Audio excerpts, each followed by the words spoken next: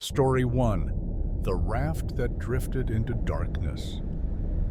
Marcus had been adrift for 3 days when he first heard it, a sound like wet flesh sliding against the underside of his life raft. The storm had claimed the fishing vessel Meridian's Promise without warning, dragging 17 souls into the churning black waters of the Pacific. Only Marcus had managed to cling to the emergency raft as it inflated, watching his crewmates disappear one by one into waves that seemed almost eager to swallow them whole. The first day he screamed himself hoarse, calling for help. The second day he rationed the single bottle of water he'd found tucked into the raft's emergency kit and tried to ignore how vast the ocean looked in every direction, an endless gray plain that merged with an equally gray sky, as if he had been swallowed by some enormous, colorless void. By the third day, the sounds began. At first, Marcus convinced himself it was the water lapping against the rubber. But water doesn't lap in rhythms. Water does not pause as if listening. The sliding sound circled his raft with deliberate patience, never rushing, never stopping entirely. When Marcus finally gathered the courage to peer over the edge, the water below was clear enough to see perhaps 20 feet down. He saw nothing but blue-green emptiness stretching into darker blue, then into absolute black. That night, something bumped the raft hard enough to throw Marcus against the inflated sides. He lay there, heart hammering so violently. He could feel it in his teeth, staring at the stars overhead. The sky was cloudless now, littered with cold white points that seemed impossibly far away. Another bump, then another. Then the sliding sound returned, circling faster now. "What do you want?" Marcus whispered to the dark water. His voice sounded alien to his own ears, cracked and desperate. The sliding stopped. The ocean fell silent with an absoluteness that was somehow worse than the sounds. Marcus realized he could no longer hear waves, could no longer hear wind. The world had become utterly, impossibly still, as if time itself had stopped breathing. Then the raft began to sink, not tip, not deflate, sink.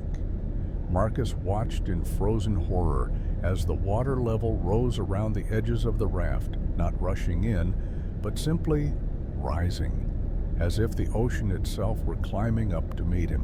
He scrambled to the center of the small vessel, drawing his knees to his chest, like a child hiding from monsters under the bed. But there was nowhere to hide here.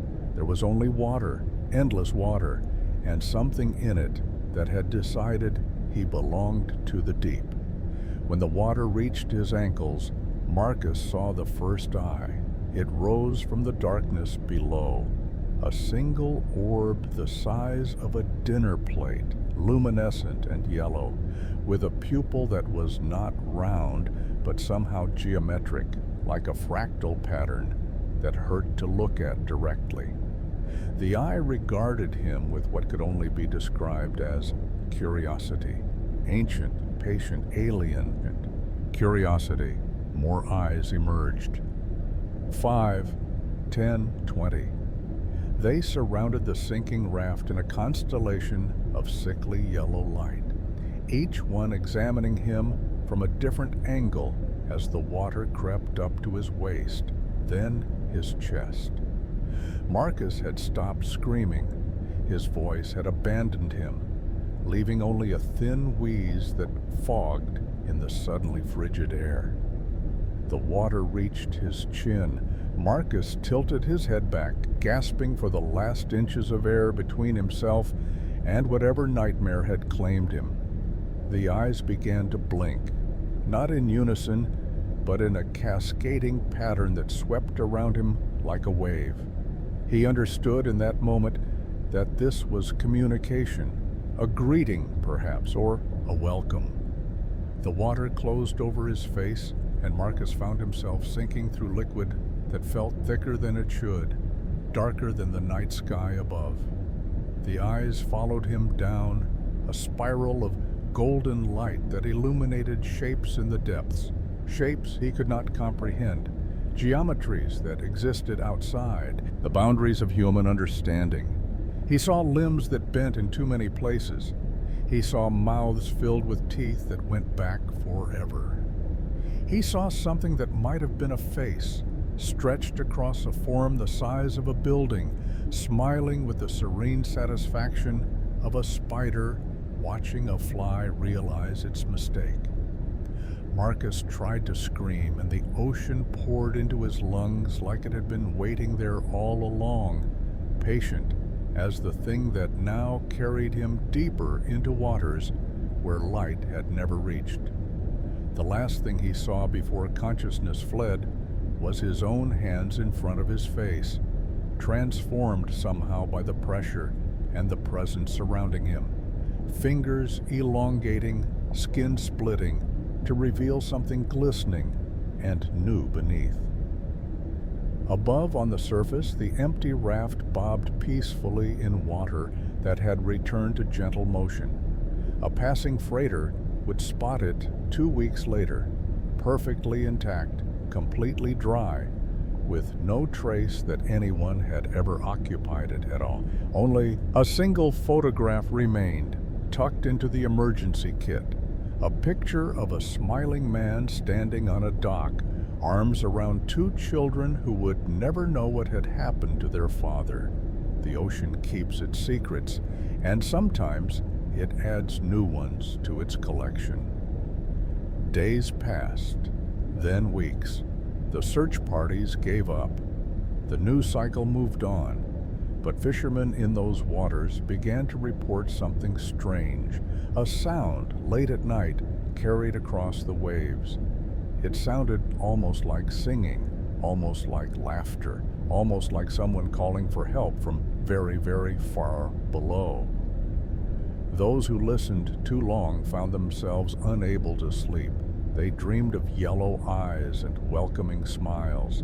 They dreamed of sinking through warm darkness into arms that had been waiting for them since before humanity crawled out of the primordial sea.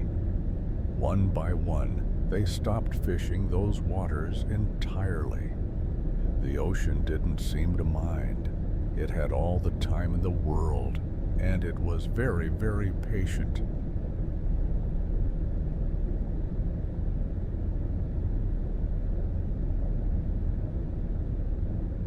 Story 2, The Lighthouse Keeper's Final Watch. Eleanor had inherited the lighthouse from her grandfather, a man who spent 43 years perched on that jagged outcrop of rock, watching the Atlantic crash against cliffs that grew smaller each decade. "The sea takes," he'd written in his journal. The last entry dated 3 days before his body was found at the base of the lighthouse stairs. But first, it sends gifts. She'd dismissed it as the rambling of an old man, worn thin by solitude. Now, 7 months into her own tenure on Harrow's Point, Eleanor understood that her grandfather had been trying to warn her. The lighthouse sat 12 miles from the mainland, accessible only by boat during calm weather, and calm weather was a rare visitor to these waters. The automated systems had been installed decades ago, but the Maritime Historical Society paid her to live there, to maintain the building, to preserve what they called an irreplaceable piece of coastal heritage. What they didn't mention was why the position had sat vacant for 6 years, or why the last 3 keepers had all requested immediate transfer within their first month. She found out in November, when the storms came and the gifts began to appear. The first was a boot. Eleanor discovered it at the base of the lighthouse door one morning after a particularly violent squall. A leather boot, old-fashioned, the kind sailors might have worn a century ago. It was waterlogged, but otherwise intact, with a buckle that gleamed silver despite the corrosion that should have consumed it. She threw it into the ocean without thinking, watched it sink, and tried to ignore the unease that had begun to nest in her stomach. The next morning, the boot was back. It sat in exactly the same spot, in exactly the same position, as if it had never moved. And beside it, there was now a second boot, identical to the first. Eleanor burned them both in the lighthouse's old fireplace. She watched the leather blacken and curl, watched the buckles glow red before melting into shapeless lumps of metal. She swept the ashes into a bucket and scattered them from the walkway into the raging sea below. The boots returned the next morning, unburned, unmelted, accompanied now by a child's rag doll, its button eyes somehow still bright despite the saltwater stain spreading across its cotton dress. She stopped disposing of the gifts after that. They accumulated on her doorstep with each storm, pieces of ships, personal effects, items that ranged from the mundane to the disturbing. A captain's telescope, a woman's wedding ring, a leather satchel containing letters written in a language Eleanor couldn't identify. The paper still crisp, despite showing no signs of ever being waterproofed. Photographs of families who stared at the camera with expressions of rigid Victorian formality, their eyes somehow seeming to follow Eleanor as she sorted through the growing collection. Her radio began to pick up strange signals at night. Not words exactly, but something like words, a cadence of static that rose and fell in patterns too regular to be random, too alien to parse. She reported the interference to the Coast Guard. They sent a technician who found nothing wrong with the equipment and suggested she might be suffering from isolation-induced stress. The isolation-induced stress, however, couldn't explain the lights Eleanor began to see beneath the waves. They appeared first on a moonless night in late December. Eleanor had been standing on the walkway, staring into the darkness, when something caught her attention far below. A soft, phosphorescent glow rising from depths that should have been absolute black at this hour. At first, she thought it was bioluminescence, some bloom of glowing plankton disturbed by the currents. But the lights were moving with purpose, describing patterns across the seafloor that looked almost ceremonial. She fetched her grandfather's telescope, the old one, not the one that had appeared among the gifts, and trained it on the water. The magnification turned the scattered points of light into something coherent, something that made Eleanor's breath catch in her throat. And her hands began to shake. They were lamps. Dozens of them, perhaps hundreds. Old ship lanterns hung at regular intervals along what appeared to be streets, thoroughfares of crushed coral and bone-white stone, lined with structures that defied classification, buildings that suggested both cathedral and coral reef, their architecture organic, yet unmistakably constructed by intelligent hands. And moving through those streets, carrying the lamps, were figures that Eleanor's mind refused to fully process. They walked upright, these creatures, but their proportions were wrong, limbs too long, joints bending in directions that human anatomy would never allow. Their skin, illuminated by the lamp glow, was the pale gray of deep-sea fish that had never seen sunlight, and their faces, Eleanor forced herself to look away before she could make out details of their faces. She retreated inside, locked every door and window, and told herself it had been a hallucination. Stress, sleep deprivation. The natural consequences of spending too much time alone with nothing but the sea and her own thoughts for company. But the next morning, there was a new gift on her doorstep. It was her grandfather's journal, not the one she'd found among his effects, but another volume entirely, bound in leather that felt slick and unwholesome to the touch. The handwriting inside was definitely his, shakier than the other journal. The words pressed deep into the page as if written with desperate urgency. "They've been building down there for centuries," the first entry read. "Building and waiting. The lighthouse was never meant to guide ships away from the rocks. It was meant to guide them to the rocks. Every wreck, every drowning, it's all tribute. And now they want me to join them. They say I've earned it. 43 years of service, and finally I'll get to see what they've built." The final entry was only 3 words. "I'm ready now." Eleanor tried to leave the next day. She radioed for a boat, packed her belongings, prepared to abandon the lighthouse to whatever historical society wanted to claim it. But the sea had other plans. A storm rolled in with supernatural swiftness, a wall of black clouds that seemed to emerge from nowhere, and the Coast Guard informed her that no vessels could reach Harrow's Point until it passed. The storm lasted 3 weeks. During those 3 weeks, Eleanor watched the underwater city grow brighter. She watched the figures multiply. She watched them begin to look up, their pale faces tilting toward the lighthouse beam as it swept across the water, and she realized they were looking directly at her. The gifts stopped appearing on her doorstep.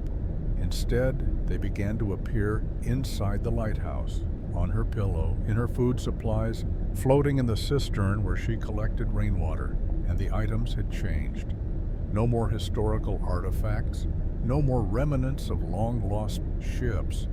Now they left her tools, measuring instruments, blueprints drawn on material that felt like skin, showing structures that could be built from stone and bone and the compressed bodies of the drowned.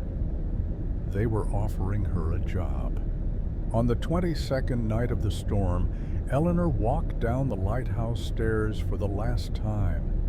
She crossed the rain-swept rocks to the edge of the cliff, where a figure stood waiting, tall and wrong-jointed, its lamp casting a light that was somehow bright, yet illuminated nothing. It extended a hand toward her, webbed fingers spreading in what might have been welcome. Eleanor hesitated for only a moment before taking it. The water was warmer than she'd expected, and when she opened her eyes in the darkness below, she found she could see perfectly well. The city spread out before her, beautiful and terrible, and impossibly ancient. "Welcome home," the voices said. "Though they had no mouths to speak with, we have so much work to do." Above, the lighthouse beam continued its eternal rotation, guiding ships toward the rocks, adding new materials to the workforce below. The sea takes, after all. But first, it sends gifts.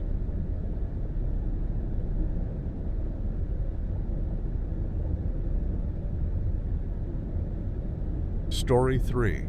The Submersible's Descent into Madness.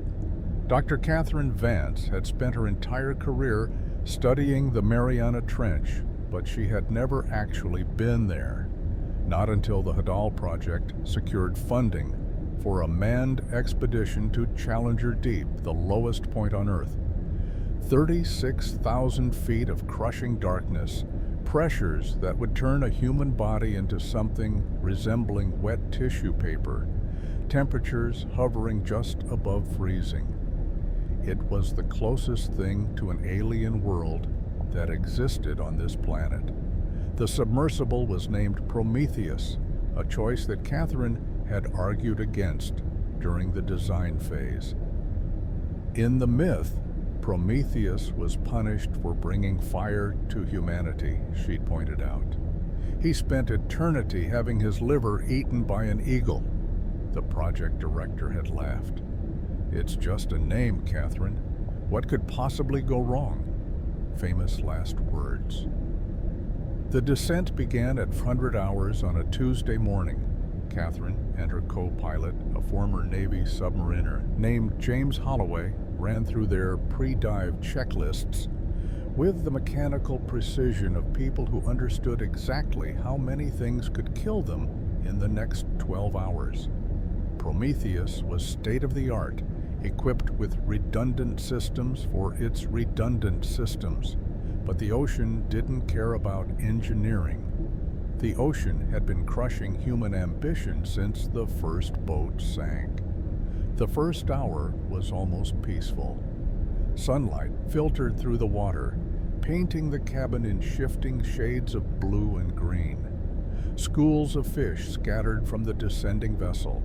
Catherine recorded observations into her tablet while James monitored their systems, both of them speaking in the hushed tones of people entering a cathedral.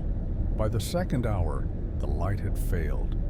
They entered what oceanographers called the midnight zone, depths where photons simply could not penetrate, where the only illumination came from Prometheus's external lights and the occasional flash of bioluminescent creatures drifting past like ghosts made of electricity. Catherine watched a gulper eel undulate through the beams, its body grotesque and beautiful, adapted for a world of permanent darkness. The third hour brought the first problem. "Sonar's acting up," James said, frowning at his console. "Getting some weird returns. Looks almost like..." "Like what?" He shook his head. "Nothing. Probably interference from the thermal vents below. I'm recalibrating." Catherine accepted this explanation because she wanted to, not because it made sense. She'd worked with sonar systems for 2 decades. She'd never seen them produce returns that looked like what was appearing on James's screen. Shapes that seemed too regular, too geometric, to be natural seafloor features. They continued down. At hour 4, something hit the submersible. The impact was soft, almost gentle, a nudge rather than a collision. But there was nothing in their lights, nothing on their instruments, nothing that could explain the sensation of being pushed by an invisible hand. "Thermal current," James said, but his voice had lost its certainty. "That wasn't a current," Catherine replied quietly. "Currents don't come from a single direction. Currents don't stop." They looked at each other in the green glow of the instrument panels. Neither spoke their fear aloud. They didn't need to. Hour 5 brought the sounds. It started as a vibration, a low-frequency thrumming that Catherine felt in her teeth more than heard with her ears. Prometheus's hull was designed to withstand pressures that would crush a nuclear submarine, but it wasn't designed for whatever this was. The vibration rose and fell in patterns that reminded her of speech, of communication, of something trying very hard to make itself understood.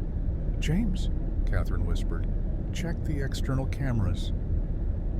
He pulled up the feeds on the main screen. For a long moment, they saw only darkness, the absolute impenetrable darkness of abyssal depths. Then something moved at the edge of their lights. It was vast. That was the first impression, something enormous shifting in the water, blocking out the faint bioluminescent glow of creatures that drifted beyond their reach. Catherine couldn't make out details. The human brain isn't designed to process shapes at this scale, especially shapes that don't conform to any evolutionary paradigm. But she saw what might have been an eye, pale and roomy, filmed with cataracts from millennia in darkness, but unmistakably looking back at her through the camera lens. Then it was gone. "What the fuck was that?" James's voice cracked on the final word. Catherine didn't answer.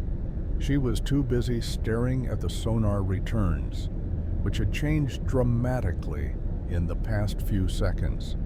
The geometric shapes were resolving into something coherent now.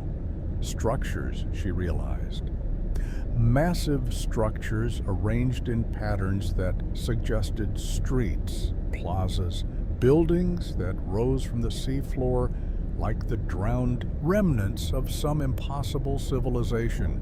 They had reached the bottom of the world, and the bottom of the world was inhabited.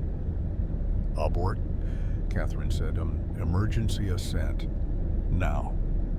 But James was staring at something she couldn't see, his eyes fixed on a point beyond the reinforced viewports. His hands had stopped moving on the controls. His face had gone slack, empty, like a puppet with its strings cut.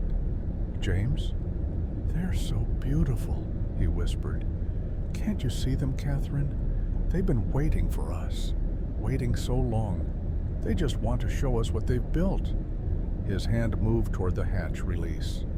Catherine tackled him before he could reach it, pinning him against the wall of the cramped cabin. He struggled with strength that seemed impossible for his frame, his eyes never leaving that invisible point in the darkness, his mouth forming words in a language that sounded wet and wrong. She sedated him with the emergency kit. It took 3 doses before he finally stopped fighting. Alone now, with James unconscious and the instruments showing impossible readings, Catherine began the emergency ascent sequence. Prometheus groaned around her, the hull creaking in ways the engineers had promised it never would. The external cameras showed nothing but darkness, but she could feel something out there, something enormous and ancient and curious, circling her tiny vessel like a shark, sizing up prey. The vibration sounds continued. They were forming words now, or something like words, syllables that pressed against Catherine's mind and tried to force themselves inside. She clamped her hands over her ears, knowing it was useless, knowing the sound wasn't coming through air but through water, through metal, through the very molecules of her brain. "I don't want to see," she whispered. "I don't want to know." But she was lying, and whatever circled in the darkness knew it. They reached the surface at 1947 hours. Catherine's hair had turned white sometime during the ascent. She would discover this later in a hospital mirror and have no memory of when it happened. James was awake but unresponsive, staring at nothing, occasionally muttering fragments of that wet language. He would spend the rest of his life in a facility where doctors described his condition as unprecedented catatonic psychosis. Catherine told the debrief team that they had experienced equipment failures, hallucinations from CO2 buildup, pressure-induced neurological effects. She lied because she knew the truth would not be believed, and because she knew that some truths were too dangerous to share.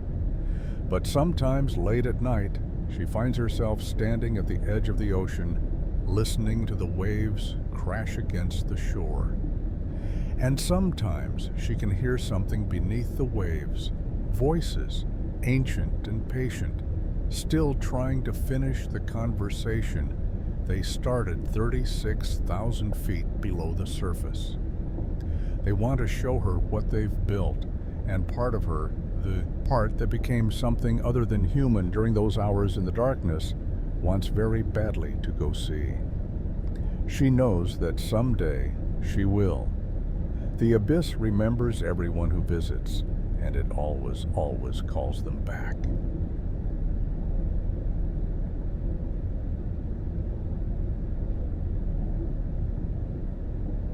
Story 4. The Children of the Tide Pools. Nobody in Widow's Cove could remember when the tide pool children first appeared. They existed in that hazy space of local folklore, something that had always been true, passed down through generations like recipes and prejudices and the specific way the old-timers pronounced certain words. "Don't let your young ones play near the devil's pools after dark," parents would warn. "That's where the tide pool children live, and they're always looking for new friends to play with."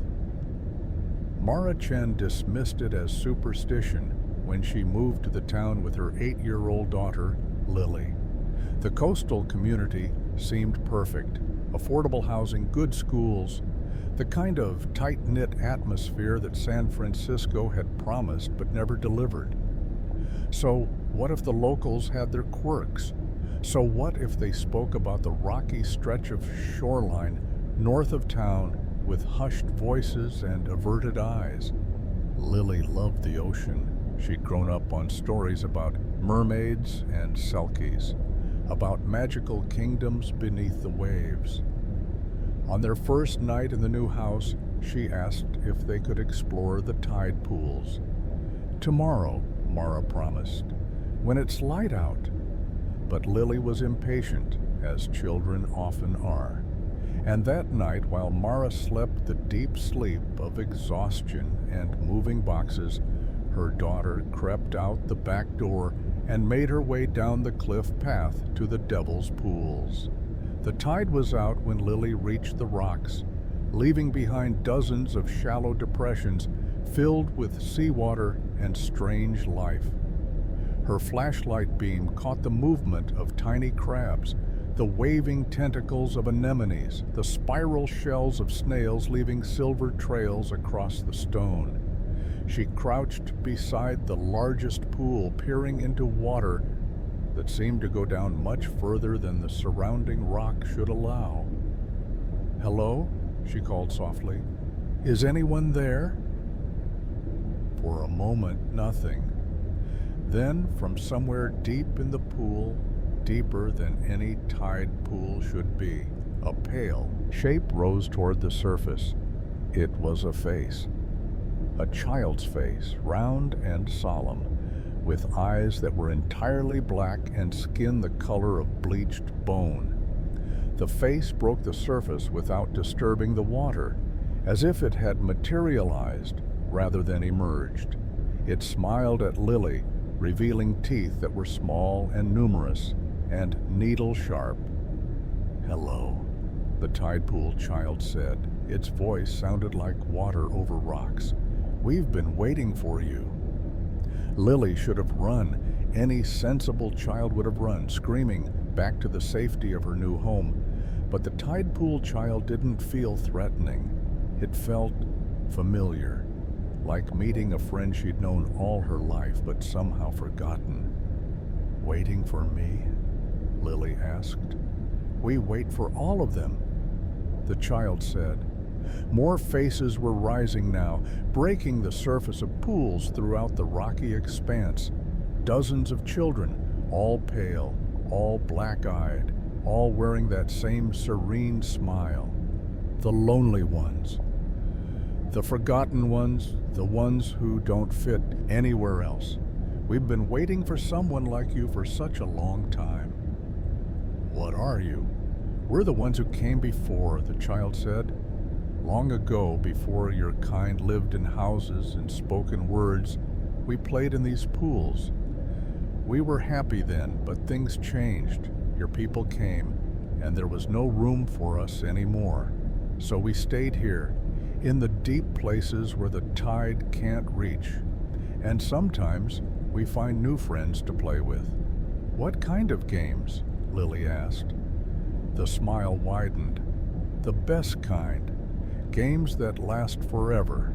Mara woke at dawn to find Lily's bed empty. She searched the house first, then the yard, then ran to the neighbors.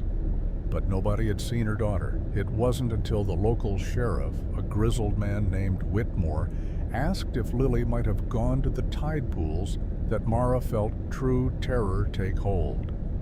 "The Devil's Pools?" she demanded. "Why would she go there?" Whitmore's face had gone gray. "Sometimes children hear things," he said slowly. "Voices in the waves. songs that call them down to the water. Most of them know better than to answer, but the ones who don't. They found Lily's flashlight on the rocks, still turned on, its beam pointing into the largest tide pool. The water inside was still and dark and impossibly deep. Mara tried to reach in to search for her daughter, but Whitmore pulled her back with surprising strength. "Don't," he said. "You won't find her that way. And if you put your hand in there, you might not get it back." They dredged the pools. They sent divers into the surrounding ocean. They searched every inch of the coastline for miles in either direction. They found nothing. Lily Chen had simply vanished. Taken by the tide, people said. Taken by something else, the old-timers whispered when they thought no one was listening. Mara refused to leave. She moved into a small apartment overlooking the Devil's Pools and spent every day on the rocks, calling her daughter's name, peering into waters that seemed to watch her back. The locals avoided her. They knew grief when they saw it, and they knew that some grief could turn dangerous. It was 3 months later when Mara first saw her daughter again. The tide was out, as it had been that first night. Mara sat on the rocks, wrapped in a blanket against the cold, watching the pools fill with moonlight. And then, in the largest pool, a face rose to the surface. "Mommy?" Lily's voice. Lily's face, but wrong somehow. The skin too pale, the eyes too dark, the smile too knowing for an 8-year-old child. Lily, Mara scrambled to the pool's edge, reaching toward her daughter. "Baby, where have you been? What happened to you?"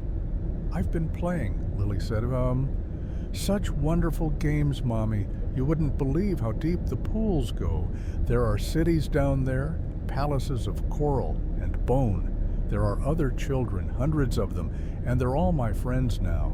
We play forever and ever." "Come out," Mara begged.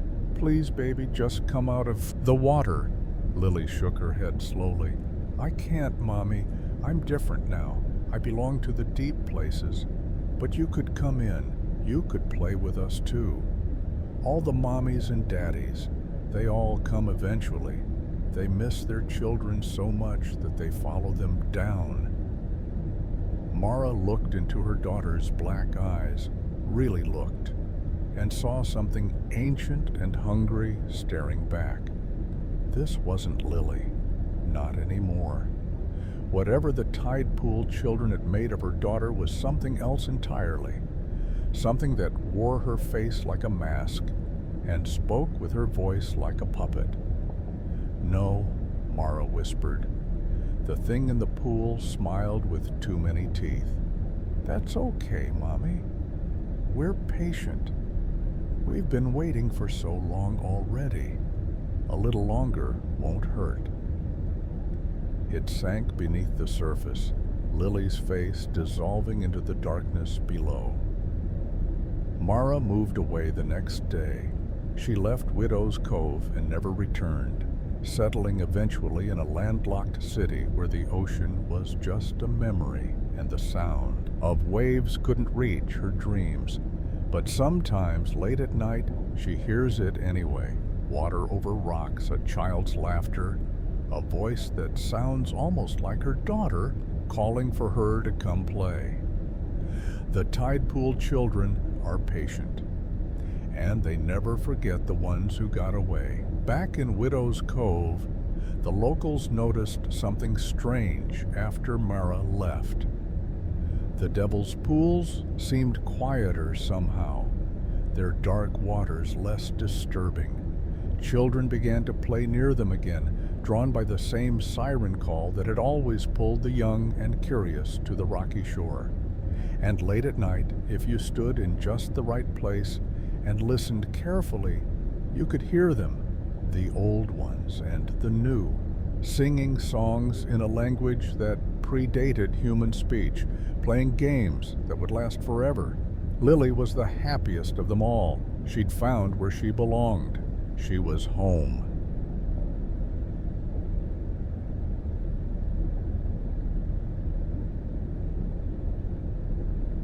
Story 5. The thing that followed the fisherman home. The trouble began when Olaf Eriksson pulled up his nets and found something other than fish inside them. Olaf had been fishing the waters off the Norwegian coast for 40 years, following routes his father had taught him and his grandfather had taught his father. He knew these seas like he knew his own weathered hands, every current, every reef, every spot where the fish gathered, thick enough to make a man's fortune or thin enough to break his heart. He had never, in all those decades, seen anything like the creature tangled in his nets that November morning. It was the size of a large dog, roughly, though its proportions were all wrong. The body was pale and translucent, shot through with dark veins that pulsed with slow, deliberate rhythm. There were too many limbs, 8, 9, perhaps more, it was hard to tell, and they bent in directions that made Olaf's joints ache just to look at. The head, if it could be called that, was a shapeless mass dominated by what appeared to be a single, enormous eye, clouded with cataracts, yet somehow still watching, still aware. It was dead, clearly. It had been dead for some time, judging by the smell. A reek of rotting fish and something else, something chemical and wrong that burned Olaf's nostrils and made his eyes water. Any sensible fisherman would have cut the nets loose, let the carcass sink back into whatever abyss had spawned it. Olaf was not, it turned out, a sensible fisherman. He brought the creature back to port. He thought the scientists at the university might pay good money for such a specimen, might even name a new species after him. Olaf Eriksson, discoverer of previously unknown deep-sea life. It would make a fine addition to his legacy, something to leave behind besides debt and a boat that needed repairs he could no longer afford. The scientists came, as he'd hoped.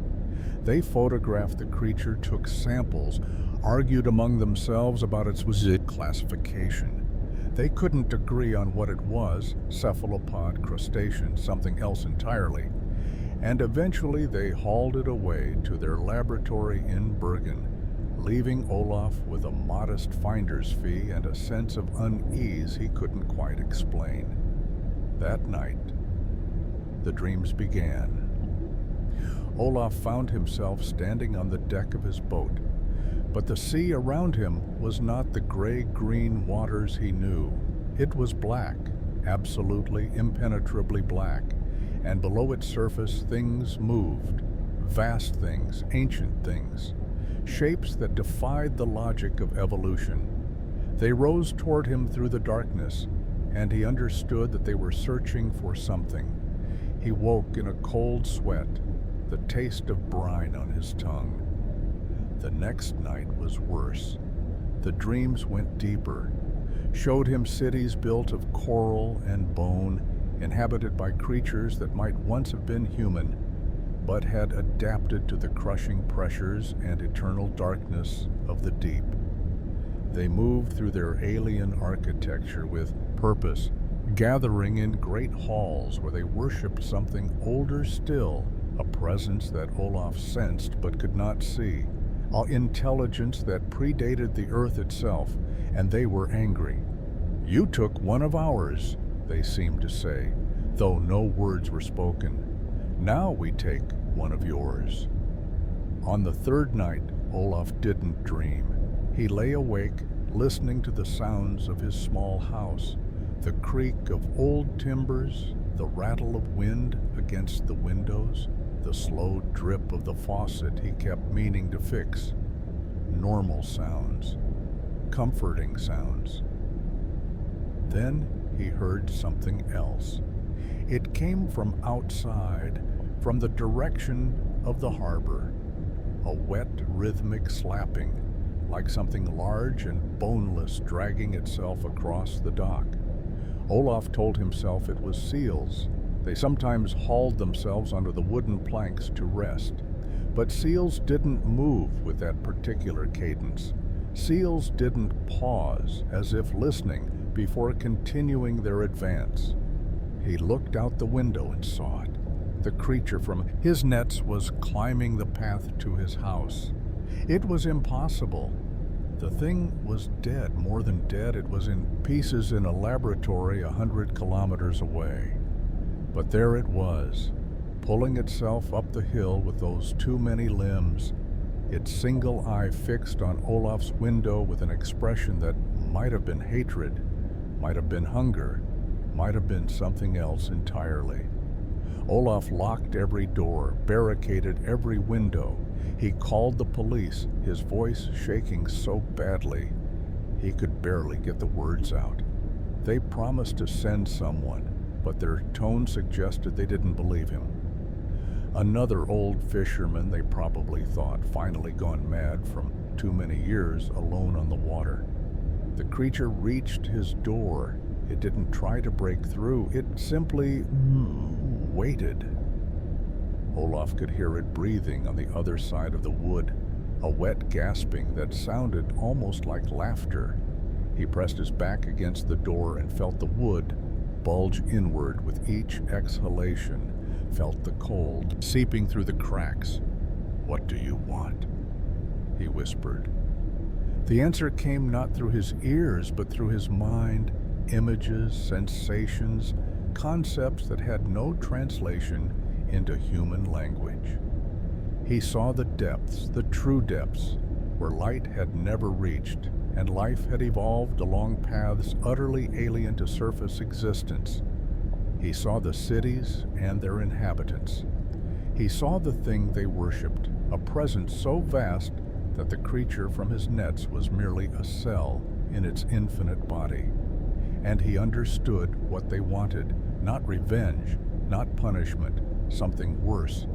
They wanted him to understand, to carry the knowledge of what lurked below back to his people, to spread the truth like a virus, infecting every mind it touched until humanity finally grasped what shared their planet. What had always shared their planet, waiting in the darkness, preparing for the day when the surface dwellers would be ready to join them. Olaf screamed. He screamed until his voice gave out, until the police finally arrived and found him huddled against the door, white-haired and babbling about eyes and depths and cities of bone. There was nothing outside, no creature, no tracks, nothing to suggest that anything had been there at all. They took him to the hospital. They diagnosed him with acute stress-induced psychosis. They kept him sedated for 3 days while the psychiatrists debated his prognosis. When he finally woke, calm and rational and claiming to remember nothing, they released him. Olaf returned to his boat. He returned to his nets. He fished the same waters he had always fished, smiling at his fellow fishermen, exchanging weather predictions and complaints about prices. Nobody noticed that he no longer slept. Nobody noticed the way his eyes had changed, the subtle cloudiness that hadn't been there before, the hint of something watching through them that wasn't quite Olaf anymore. He started telling stories, just small ones at first, tales of the deep, of strange creatures and stranger discoveries. The other fishermen laughed and nodded and forgot about them almost immediately. Almost. But some of those stories stuck. Some of them wormed their way into dreams, into that soft space between waking and sleep where the mind is most vulnerable. And those dreamers began to tell their own stories, spreading the infection further. The thing in the depths was patient. It had been patient for millions of years. It could wait a little longer. After all, the harvest was just beginning.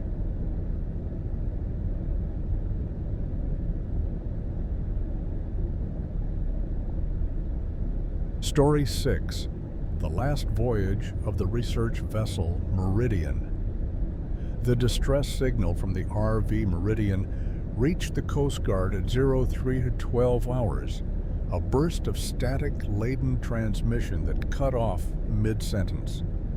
This is research vessel Meridian, position 47 degrees north, 132 degrees west.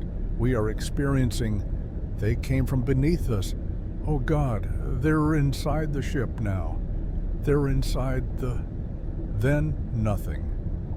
Search and rescue dispatched every available vessel to the coordinates, but the Pacific storm that had been brewing for days finally broke, turning the ocean into a churning nightmare of 30-foot waves and horizontal rain. It was 72 hours before conditions allowed any approach to the Meridian's last known position. By then, whatever had happened aboard the research vessel was long since over. Lieutenant Commander Sarah Okonkwo was first to board. The Meridian sat dead in the water, listing slightly to port, all lights dark except for the emergency beacons that strobed red across her waterlogged deck. There was no response to radio hails, no sign of the 12-person crew, just the ship herself, abandoned like a ghost vessel from some maritime horror story. Sarah had read about those stories during her training. The Mary Celeste, the Carol A. Deering, all those vessels found drifting with their crews simply gone. She'd dismissed them as 19th century mysteries, artifacts of a time before proper communication and tracking made such disappearances impossible. Standing on the Meridian's deck, smelling the tang of brine and something darker, something organic and wrong, she began to reconsider. "Bridge is clear," reported Ensign Torres, emerging from the superstructure. His face was pale, his voice carefully controlled. No bodies. Logs show they were conducting bathymetric surveys of an undersea ridge, mapping some unusual formations. Last entry is time-stamped about 6 hours before the distress call. What? About the labs, the crew quarters? Torres hesitated. You should see for yourself, Commander. The interior of the Meridian was worse than the deck. The emergency lighting cast everything in a red glow that transformed ordinary ship corridors into something from a fever dream. There was water everywhere. Not bilge water or rain, but seawater, as if the ocean had somehow risen up through the decks and then receded, leaving behind damp and salt and the smell of things that lived where light never reached. And there was slime, thick, mucus-like trails of it coating the walls and floors, glistening in the red light, leading deeper into the ship like a trail of breadcrumbs left by something hungry. Sarah followed the trails to the main laboratory. The lab had been dedicated to marine biology, equipped with tanks and microscopes, and all the tools necessary to study life from the deep. Most of those tools were shattered now, broken across the floor in patterns that suggested violence. The tanks had been smashed from the inside out, their reinforced glass scattered like shrapnel. And in the center of the room, arranged in a perfect circle, were the specimens. Creatures from the deep, dozens of them, laid out with almost ceremonial precision. Things with too many eyes, things with limbs that bent in wrong directions, things that shouldn't have been able to survive at surface pressure, but lay there motionless, intact, as if preserved by something other than science. In the middle of the circle was a single piece of paper, protected from the surrounding moisture by some mechanism Sarah couldn't identify. The handwriting was shaky but legible. They weren't specimens, they were scouts. We studied them for weeks, never realizing they were studying us back. Mapping our ship like we mapped their ridge, learning our weaknesses, finding the cracks in our understanding where doubt could seep through. The night of the storm they came, not the specimens in our tanks, something else, something bigger. The specimens were just the beginning, the emissaries sent to prepare the way. We saw it on the sonar first, rising from depths that shouldn't exist, a mass so vast it registered as a false bottom. Then the lights went out. When they came back on, Hendricks was gone, just gone. His coffee cup was still steaming on the console, his shoes were still tied, but he wasn't there anymore, and something else was standing in his place, wearing a shape that looked like Hendricks, but moved wrong, smiled wrong, spoken words that sounded like Hendricks, but said things he never would have said. One by one, they took us. One by one, they replaced us. I'm the last. I can feel them outside the door right now, waiting. They're patient. They've been patient for longer than our species has existed. A few more minutes doesn't matter to them. If you find this, don't come looking for us. Don't come looking for the ridge. Forget you ever heard of the Meridian. And whatever you do, don't bring anything back from the water. They're not done with the surface world. They're just beginning. God help us all. Dr. Elena Vasquez. Sarah read the note 3 times, trying to process what it implied. Then she heard the sound, a wet, shuffling footstep from the corridor behind her. She turned, her hand moving to her sidearm, and found herself face to face with a man she recognized from the crew manifest, Dr. Hendricks, the chief scientist. He stood in the doorway, smiling, water dripping from his clothes and pooling around his feet. "Hello, Commander," he said. His voice was wrong, hollow, echoing, as if spoken from the bottom of a well. "We've been waiting for you." "Where's the rest of the crew?" The smile widened, too wide. The corners of his mouth stretched past where human anatomy should allow. "They're here. They've always been here. They've just become more than they were." Behind him, in the darkness of the corridor, Sarah saw movement, shapes that might have been human, but moved with a fluidity that was wrong, fundamentally wrong, as if the bones inside them had been removed and replaced with something else. She drew her weapon. "That won't help," Hendricks said, still smiling. "Nothing you have will help. We are what waits beneath. We are what your species has been dreaming about since you first looked at the ocean and felt fear. And now, we're ready to introduce ourselves properly." Sarah fired. The bullet struck Hendricks's chest with wet thuds, but he didn't fall. He didn't even flinch. Instead, his chest split open, revealing something inside that had never been human, a mass of writhing tissue and glistening eyes that regarded her with alien curiosity. "Welcome aboard," said the thing that had worn Hendricks like a suit. "You're going to fit in perfectly." The Coast Guard cutter found the Meridian 3 hours later. The ship was empty, save for signs of a struggle in the main laboratory. Lieutenant Commander Okonkwo and her boarding team were never recovered. The official report listed them as lost at sea during the storm, but fishermen who work those waters have noticed something strange in the months since. Sometimes late at night, they see lights beneath the surface, not the bioluminescent glow of deep-sea creatures, but something more organized. Something that looks almost like the running lights of a ship, traveling far below where any vessel should be able to go. And sometimes, when their radios crackle with static, they hear voices they almost recognize, speaking in words that are almost English, inviting them to come down and see what they've found. The smart ones turn off their radios and sail away as fast as their engines will carry them. The others, well, the ocean keeps its secrets, and every year there are a few more lights traveling in the darkness below.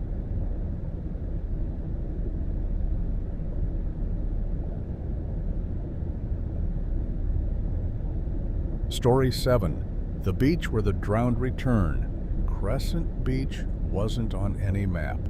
You couldn't find it through Google, couldn't ask a local for directions, couldn't stumble upon it by accident. The beach existed in the spaces between things, between the rocks and the reef, between the tide and the shore, between life and whatever came after. You only found Crescent Beach if you were meant to find it, if someone you loved had drowned. Jessica Hartley found it on the anniversary of her brother's death, 3 years to the day since Aaron had gone swimming in the Pacific and never come back. His body had washed ashore a week later, bloated and wrong, barely recognizable as the laughing 22-year-old who had teased her about her cooking and taught her to surf and promised he would always be there when she needed him. She'd scattered his ashes at his favorite spot, a stretch of coastline north of Monterey. She'd attended grief counseling. She'd gone through all the stages, or thought she had, but the anniversary always hit different. And this year, walking alone on a beach she didn't recognize, Jessica found herself crying for the first time in months. "You're looking for someone," said a voice behind her. Jessica spun around, her heart hammering. The woman who stood there was ancient, older than anyone Jessica had ever seen, skin like weathered leather and eyes the color of sea foam. She wore a dress that might have been white once, but had faded to the gray of fog. "I'm sorry," Jessica stammered. "I didn't mean to trespass. I didn't even know how I got here." "Nobody does," the old woman said. "The beach calls to those who have lost. It's been calling people for longer than your country has existed, longer than most countries have existed. As long as there have been oceans and grief, there has been this place." "I don't understand," the old woman smiled, and her teeth were too white, too sharp, too numerous. "The drowned don't truly die, child. They transform. They become part of the sea, spreading through currents and tides, touching every shore in the world. But once a year, on the anniversary of their transformation, they can return. They can walk among the living again, if only for a single night." Jessica felt something cold settle in her stomach. "Are you saying Aaron? The moon will be full tonight. The tide will be high, and the drowned will walk." The old woman gestured toward the water, which was beginning to shimmer with an oily iridescence that shouldn't have been visible in broad daylight. "Stay until midnight, and you can see him again. Talk to him. Hold him. Say goodbye properly." "That's impossible." "Many things are impossible until they happen. The question is whether you're willing to take the chance, whether your love for your brother is stronger than your fear of the truth." The old woman began to walk away, her bare feet leaving no prints in the sand. "Wait," Jessica called. "Why are you telling me this? What's the catch?" The woman paused but didn't turn around. "The drowned always return, but sometimes when they return, they want to bring someone back with them. Not out of malice, out of love. They miss the world above the waves. They miss their families. They want to share what they've become. What do they become? Stay and find out." The woman continued walking, her form seeming to fade with each step until she was indistinguishable from the fog that was rolling in from the sea. Or don't. The choice is yours. It always is. Jessica should have left. Every rational part of her brain screamed that this was wrong, that the old woman was crazy, that beaches didn't appear out of nowhere, and the dead didn't return. But the part of her that still woke up some mornings expecting to hear Aaron's voice, that still sometimes dialed his number before remembering, that part kept her rooted to the sand as the sun began to set. The moon rose enormous and yellow over the water. The tide crept higher, closer, until foam lapped at Jessica's shoes. The fog thickened until she could barely see 10 feet in any direction, and then from the ocean, figures began to emerge. They walked out of the waves like they were climbing stairs, first ankle deep, then knee deep, then waist deep, then standing fully on the wet sand, water streaming from their bodies. They were translucent, these figures, shot through with moonlight, their forms flickering like candle flames in a draft. Men and women and children, all ages, all eras. Some wore modern clothing, others wore styles that belonged to different centuries, Victorian dresses, colonial coats, garments that might have been worn by indigenous peoples before Europeans ever reached these shores. All of them had the same eyes, wide, unblinking, filmed with the milky gray of the deep sea. Jessica searched among them frantically, looking for a face she knew. She pushed through the crowd of drowned revenants, feeling their cold skin brush against her own, hearing whispers in languages she didn't recognize. And then she saw him. Aaron stood at the edge of the tide line exactly as she remembered him. The same messy hair, the same crooked smile, the same board shorts he'd been wearing the day he died. He looked at her with those clouded eyes, and his mouth formed her name. Jess. She ran to him, threw her arms around him, and felt the shock of his embrace. He was cold, so cold, colder than anything living should be, but solid, real, present in a way she hadn't felt since the day they pulled his body from the water. "I'm so sorry," she sobbed into his shoulder. "I'm so sorry I wasn't there. I should have gone with you. I should have..." "It's okay," Aaron said. His voice sounded strange, waterlogged, like he was speaking from the bottom of a pool. "It's okay, Jess. I'm not in pain. I'm not scared. I'm just different now." She pulled back to look at his face. Up close, she could see the changes, the way his skin had gone, translucent, revealing the shadows of bone and something else beneath. The way his smile showed too many teeth. The way his eyes seemed to look through her rather than at her. "What happened to you?" "I became part of the ocean, part of something bigger than I ever could have imagined. There are cities down there, Jess, cities and civilizations and wonders that nobody on land has ever dreamed of. It's beautiful. It's terrifying. It's everything." His hands gripped her arms with sudden strength. "Come with me. You wouldn't have to be alone anymore. Mom and Dad, they don't understand. They never understood us. But down there, we could be together forever. I could show you everything." Jessica felt the pull of it, the temptation to say yes, to follow her brother into whatever existence he'd found beneath the waves. The grief that had been eating her alive for 3 years whispered that nothing above the surface mattered, that the world was empty without him, that this was her chance to make things right. But something else whispered too, the old woman's warning, the wrongness of Aaron's grip, the hunger she could see now behind those clouded eyes, not her brother's hunger, but something older, something that had borrowed his form to lure her in. "You're not Aaron," she said slowly. "You're wearing him like a costume." The thing that looked like her brother smiled, and the smile was wrong, all wrong, stretching past the boundaries of his face.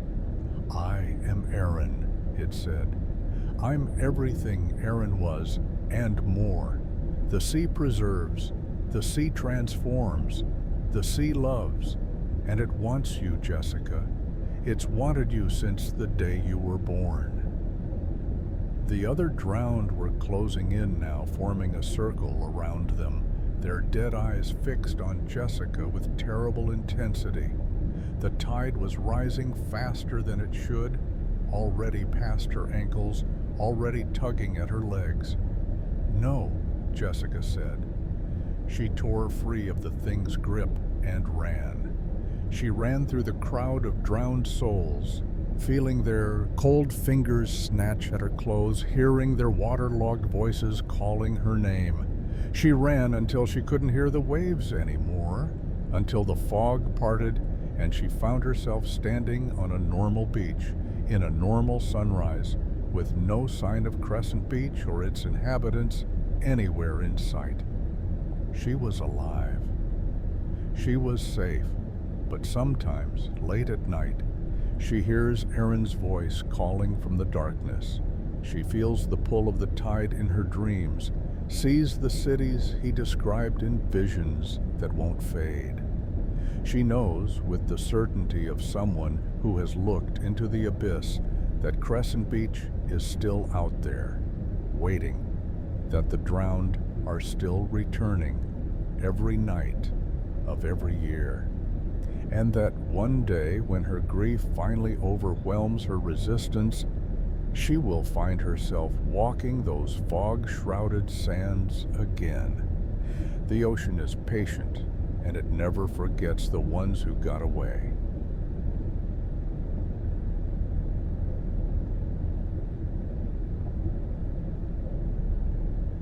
Story 8, The Aquarium. After midnight. When Mariana Reyes accepted the night security position at the Oceanus Aquarium, she knew the job would be strange. Night shifts always were. The long hours, the silence, the way darkness transformed familiar spaces into something other. But the Oceanus had a reputation that went beyond ordinary night shift weirdness. The last 3 security guards had all quit within their first month, refusing to explain why. One of them had checked himself into a psychiatric facility and hadn't spoken to anyone since. The pay was excellent though, triple the standard rate, hazard pay included. And Mariana was desperate enough not to ask too many questions. Her first week was uneventful. She made her rounds every 2 hours, checking locks and camera feeds, listening to the hum of filtration systems and the occasional splash from the larger tanks. The fish watched her pass with the blank curiosity of creatures who had never known anything beyond their glass boundaries. The sharks circled their pool with mechanical precision. Everything was exactly as mundane as it should have been. Then came the night she heard the singing. It started at 3:17 a.m., according to her log. A sound that might have been ventilation, or might have been something else. A melody that rose and fell in patterns that were almost musical, but not quite. Mariana followed it through the darkened exhibits, past the tropical fish and the jellyfish, and the giant octopus that pressed itself against its tank wall as she walked by, watching her with eyes that seemed far too intelligent for a mollusk. The singing led her to the deep sea exhibit. This section of the aquarium was relatively new, a state-of-the-art facility designed to recreate the conditions of the abyssal zone: crushing pressure, near freezing temperatures, absolute darkness except for the bioluminescence of the creatures within. The tanks were specially reinforced, the viewing windows thick enough to withstand forces that would destroy ordinary glass. The singing was coming from inside the largest tank. Mariana pressed her face against the cold glass, peering into the darkness beyond. For a long moment she saw nothing but the scattered lights of deep-sea anglerfish, their bioluminescent lures dancing like fireflies in a void. Then something moved at the back of the tank, something much larger than any fish the aquarium housed. It was pale, this shape, vaguely humanoid, if humans had evolved in eternal darkness under pressures that would crush an aircraft carrier. Its limbs were too long, too jointed, bending in ways that suggested bones were merely a guideline. Its face, if it could be called a face, was dominated by an enormous mouth filled with translucent teeth, and above that mouth a cluster of eyes that glowed with their own inner light. It was looking directly at her. The singing intensified, a piercing, beautiful sound that bypassed Mariana's ears and drove itself directly into her brain. She understood somehow that the creature was speaking to her, not in words, but in concepts, in emotions, in visions that played across her mind like a waking dream. It showed her its home, not the tank, but the real deep, miles beneath the surface, where hydrothermal vents painted the darkness in hues of amber and crimson, where creatures beyond imagination built their civilizations in the crushing silence.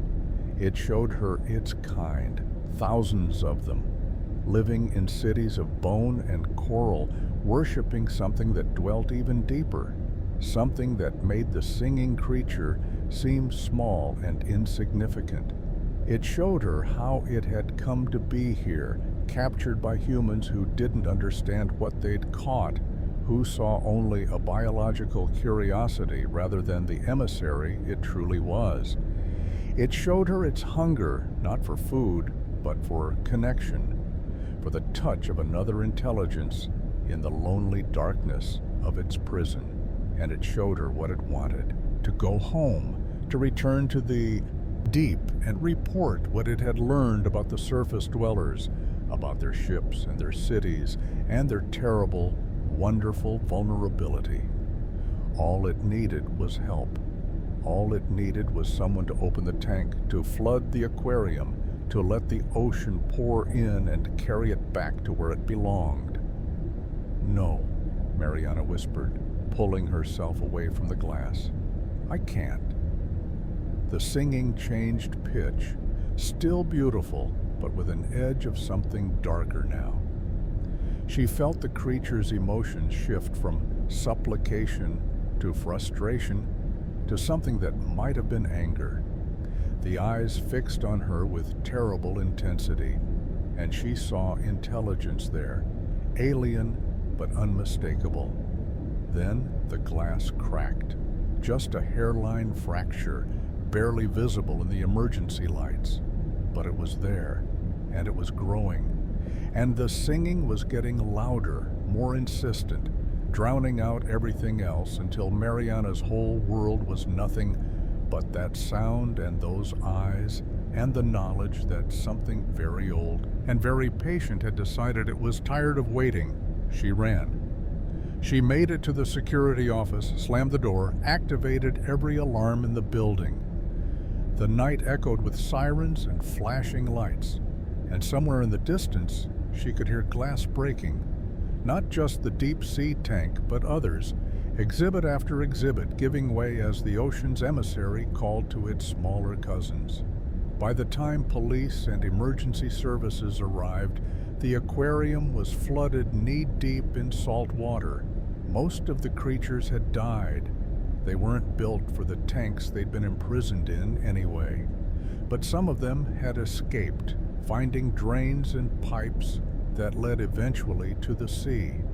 And the deep-sea exhibit was empty. The creature was never found. The official explanation involved structural failures and high-pressure differentials. And nobody wanted to hear Mariana's story about singing and visions and something that had looked at her with understanding. She quit the next day, refused the hazard pay, moved inland as far from the ocean as geography would allow. But the singing didn't stop. Every night as she lay in bed, she could hear it, faint, distant, but unmistakably there. The creature was calling to her from the deep, thanking her for what she'd inadvertently done. She'd created chaos, she'd broken barriers, she'd shown the surface world that their aquariums were prisons, that the things they kept behind glass were not specimens but hostages. And now, according to the visions that still played across her dreams, the deep was preparing its response. Mariana tried to warn people, tried to tell them about the cities beneath the waves, about the intelligences that watched humanity with ancient eyes, about the day that was coming when the ocean would rise up and reclaim what had always been its domain. Nobody believed her, but fishermen began to report strange sightings in deep waters, lights that shouldn't exist, shapes that defied classification, sounds that seemed almost like singing. Submarines detected anomalies that their instruments couldn't explain. Coastal seismographs registered vibrations that matched no known pattern. Something was stirring in the depths, and sometimes, late at night, Mariana could hear her radio crackling with static that resolved, just for a moment, into words. "We're coming. Thank you for showing us the way. We're coming, and we remember everything." She kept the radio on anyway. After all, the singing was beautiful. And part of her, the part that had looked into those glowing eyes and understood, wanted very much to hear what came next.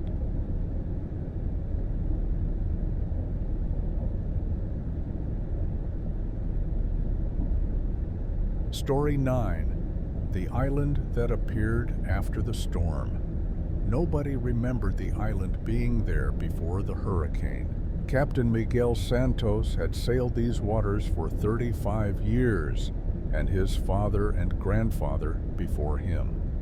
Every rock, every reef, every sandbar, they were mapped in his memory and in charts that went back generations. But when the storm finally cleared after 3 days of apocalyptic fury, there it was, a landmass roughly 2 kilometers long, rising from the sea like the spine of some enormous buried creature. The authorities said it was impossible. Geological surveys, satellite imaging, everything they had insisted that the seafloor in this region was featureless, a sandy plain extending to depths that made any volcanic formation laughable. And yet the island was there, visible from the coast, showing up on every instrument designed to detect such things. Within a week, they sent a team to investigate. Dr. Helena Vasquez led the expedition, a geologist with 20 years of experience who had seen phenomena that challenged conventional science before. But even she felt something wrong as their boat approached the island. The water around it was too still, too clear, despite the lingering agitation from the hurricane. And the island itself had a quality that her eyes couldn't quite resolve, a shimmering at the edges, as if reality itself was uncertain about the landmass's presence. "Nobody steps foot on that thing until I've done a thorough survey," Helena announced as they anchored offshore. Her voice was steady, but her hands trembled slightly as she adjusted her equipment. "I want soil samples, radiation readings, the works." The initial readings were inconclusive. The island appeared to be composed of ordinary rock, basalt mostly, with sedimentary layers that suggested formation over millions of years. But the proportions were wrong. The layering was too regular, too precise, almost geometric in its arrangement. And there were structures. They didn't look natural, these structures. Columns of stone that rose at perfect intervals along the island's ridge. Circular depressions that might have been tidal pools, or might have been something else entirely. And at the center, visible through binoculars, what appeared to be the entrance to some kind of underground complex, a perfectly rectangular opening in the rock face that led into absolute darkness. "That's impossible," Helena muttered, adjusting the zoom. "Rock doesn't form like that, not naturally." "Maybe it's man-made," suggested Torres, her assistant. "Some kind of ancient structure that got submerged and just rose back up. In 3 days, after a hurricane, from a depth where nothing like this was ever detected?" Helena lowered the binoculars, her face pale. "No, whatever this is, it's not ancient, it's not natural, and I don't think we should go any closer." But the decision wasn't entirely hers to make. The research team included 2 representatives from the government, men in suits who had been unusually quiet during the voyage, but who now insisted, politely but firmly, that they needed to document the interior of the island before sunset. "National security concerns," one of them said, his face expressionless. "Anything that appears this suddenly needs to be assessed as a potential threat." Helena wanted to argue, but something in the man's eyes told her it would be pointless. He had already decided what was going to happen. She and her team were just window dressing. They went ashore as the sun began to drop toward the horizon. The island felt wrong underfoot, not unstable, but aware somehow. Helena had walked on volcanic rock before, on newly formed landscapes that were still settling into their shape. This wasn't like that. This felt deliberate, intentional, as if every stone had been placed exactly where it needed to be. The structures were even more disturbing up close. The columns weren't carved, they were grown, their surfaces covered in a texture that suggested organic matter rather than mineral. The circular depressions contained water that was too dark, too still, reflecting nothing of the sky above and the entrance to the complex. Helena stopped at the threshold, her flashlight beam disappearing into darkness that seemed to swallow light itself. "I'm not going in there," she said. "You don't have to," the government man replied. He pulled a camera from his bag and stepped past her into the opening. "Just document what you can from here. We'll handle the interior." He disappeared into the darkness. His colleague followed. Helena heard their footsteps echoing on stone, growing fainter, and then nothing. She waited at the entrance for 3 hours, called their names until her voice was hoarse, sent Torres back to the boat to radio for help. Nobody ever came back out. The rescue operation that followed found the entrance sealed, not blocked, but simply said gone. Smooth rock where the opening had been, with no evidence that it had ever existed. The government men were listed as missing, presumed dead. The investigation was classified, and 2 nights later, the island began to sing.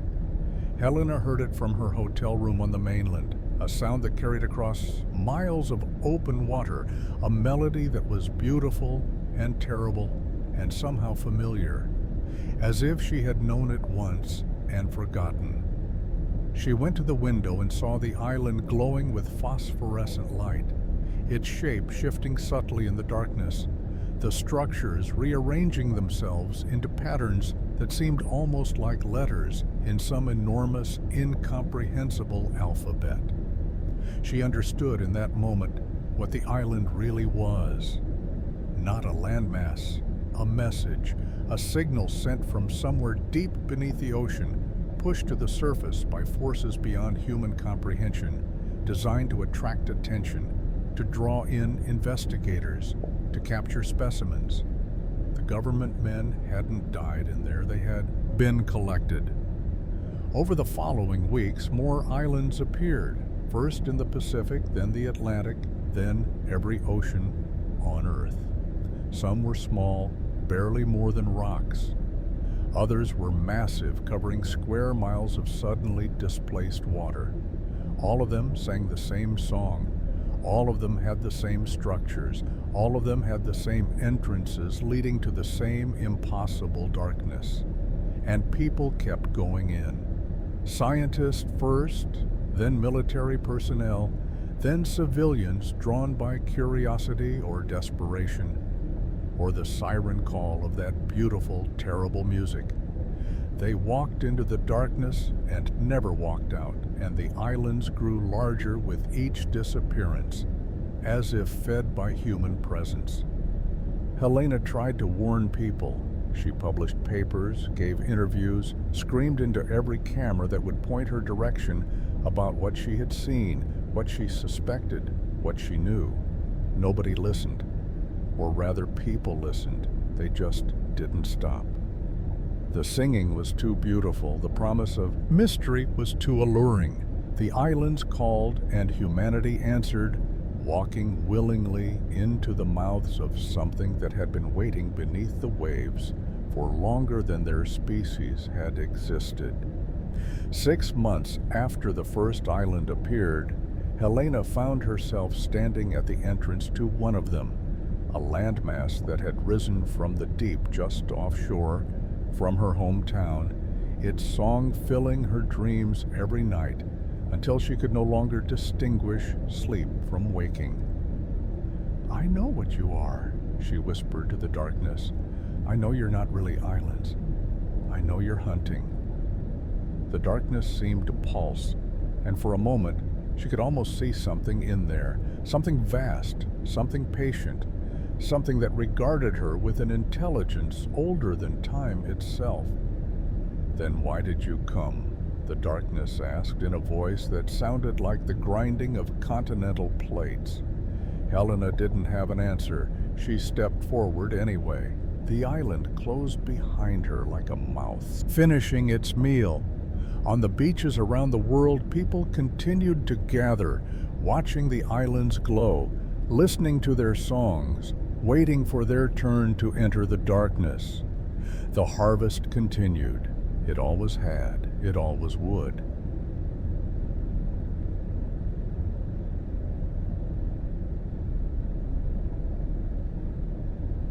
Story 10. The Memory of the Drowned. They say that when you drown, your life flashes before your eyes. Every moment, every memory, compressed into the final seconds before consciousness ends and the ocean claims you forever. What they don't tell you is what happens after. What they don't tell you is that the ocean remembers too. Shimamwo, Dr. Yuki Tanaka had spent her career studying near-death experiences, interviewing hundreds of people who had come back from the brink, survivors of heart attacks, accidents, and yes, drownings. The stories were remarkably consistent. The tunnel of light, the sense of peace, the panoramic life review. But the drowning survivors always described something additional, something the others never mentioned. They spoke of a vast darkness that observed them, a presence that cataloged their memories as they played out, filing them away for purposes unknown.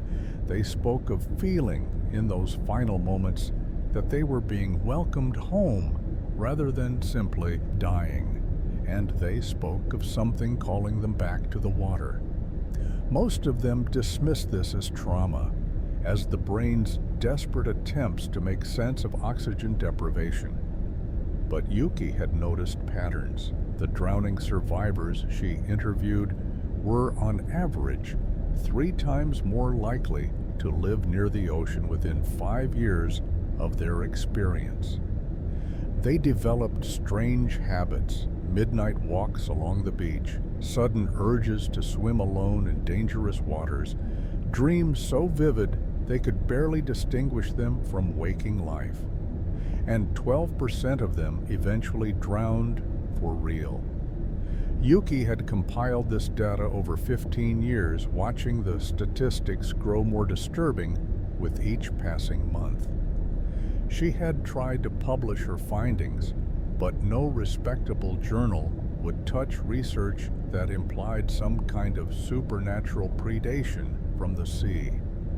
She was dismissed as a pseudoscientist, a mystic dressed in academic clothing, a woman who had let her obsession consume her objectivity. Then came the message. It arrived at 3:17 a.m. from an email address that didn't exist when she tried to reply. The subject line was simply, "We remember you too." The body of the message was coordinates, a location in the Pacific, far from any shipping lane, approximately 3 miles deep. Yuki should have deleted it, should have reported it to her department head as a disturbing communication from some anonymous stalker. Instead, she booked a flight to the nearest coastal research station and called in every favor she'd accumulated over 2 decades of academic work. Within a month, she was aboard the submersible Eureka, descending into darkness. The dive started normally. Yuki had been in submersibles before. Part of her research had involved studying deep-sea environments, trying to understand why the ocean triggered such specific responses in near-death experiences. The familiar process of descent, the gradual dimming of light, the increasing pressure displayed on instruments, all of it was routine. But at 2 miles down, things changed. The first sign was the bioluminescence. It was everywhere, not the scattered points of individual creatures, but a coordinated display that swept across Yuki's viewport in waves of blue and green light. The patterns were too regular, too intentional, as if something was trying to communicate. The second sign was the sonar returns, showing structures on the seafloor that shouldn't have been there. "Are you seeing this?" Yuki asked her pilot, a taciturn Navy veteran named Garrison. He didn't respond. When Yuki turned to look at him, his eyes had gone blank, his hands frozen on the controls. "They're showing me," he whispered. "They're showing me everything I forgot. Every moment I thought was lost. They kept it all." The submersible continued its descent. No longer under human control, Yuki watched the depth gauge climb past 3 miles, past the coordinates in the email, into depths the Eureka wasn't rated for. The hull groaned around her. Warning lights flashed across every console, but she didn't feel afraid. She felt impossibly like she was coming home. The structures on the seafloor resolved into clarity as they approached. Not buildings exactly, but monuments. Vast spires of something that might have been coral or might have been bone, arranged in patterns that suggested both cemetery and cathedral. And moving between them, tending to them, were creatures that Yuki's mind struggled to process. They had been human once. She could see that now in the basic architecture of their forms. 2 arms, 2 legs, a head that still held some echo of humanity. But they had changed, adapted, become something suited to the crushing darkness and the eternal cold. Their skin translucent, their eyes grown huge and lightless, their mouths filled with teeth designed for purposes she didn't want to imagine. And behind them, carved into the seafloor itself, was a face. Not a carving, Yuki realized, a being. Something so vast that what she was seeing was only a fraction of its true form, the rest of it extending into the planet's crust, into depths where even these creatures couldn't go. It was ancient, older than the ocean itself, older than the planet perhaps, something that had been waiting in the dark spaces between stars until it found a home in Earth's newborn seas. It was the thing that remembered every drowning victim throughout human history, Every consciousness that had flickered out beneath the waves, it had preserved them all. Not their bodies, but their memories, their experiences, the sum total of who they had been. It had been collecting humanity for millions of years, building an archive of human existence in the lightless depths, and now it was ready to show someone what it had learned. "Why do you fear us?"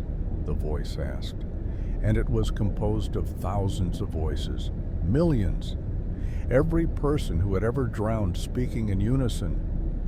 "Why do you build ships to separate yourselves from the water? Why do you teach your children to fear the waves? You came from us. Life began in our depths, and one day all life will return." Yuki found her voice somehow. "What do you want?" "Understanding, connection. We have watched your kind for so long, observed your joys and sorrows, your triumphs and failures. We know you better than you know yourselves, and yet you remain afraid." "Fear is reasonable," Yuki replied, her scientific mind still functioning despite the impossibility of her situation. "You kill people. You take them and transform them into whatever those things are." The vast present seemed to consider this. "We do not kill, we transcend. Your bodies are fragile, limited, bound to such small spans of time.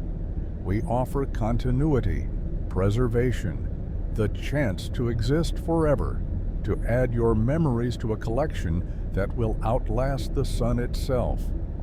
And if we don't want that, then we wait. We have been waiting for billions of years. We can wait a few more. Eventually, all water returns to the sea. Eventually, all life follows it home." The submersible began to rise. Yuki watched the structures fall away beneath her, watched the transformed creatures wave farewell with hands that had once belonged to fishermen and sailors and children. Playing too close to the surf, she saw Garrison's hands move on the controls again, his eyes clearing as if waking from a dream. They surfaced 3 hours later with no memory of their descent below 2 miles. The Eureka's data recorders showed nothing but static for the missing hours. But Yuki remembered. She remembered everything. And she understood now what the drowning survivors had been trying to describe, what had called them back to the water time and time again. It wasn't predation, it wasn't malice, it was welcome. She published one final paper before she retired, a scholarly analysis of near-death experiences that never mentioned what she'd actually seen. Then she moved to a small house on the coast where she could watch the waves and listen to what they had to say.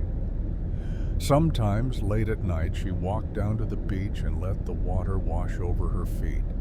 She felt the presence beneath the surface, patient and ancient, and full of the memories of everyone who had ever lived. "Not yet," she would whisper. "I'm not ready yet." And the ocean would answer in voices made of foam and salt. "We know, we remember, and when you are ready, we will be here. We have always been here. We always will be."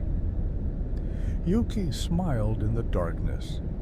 It was comforting in a way to know that nothing was ever truly lost, that the sea remembered everything, and that someday when she was ready, she would remember too.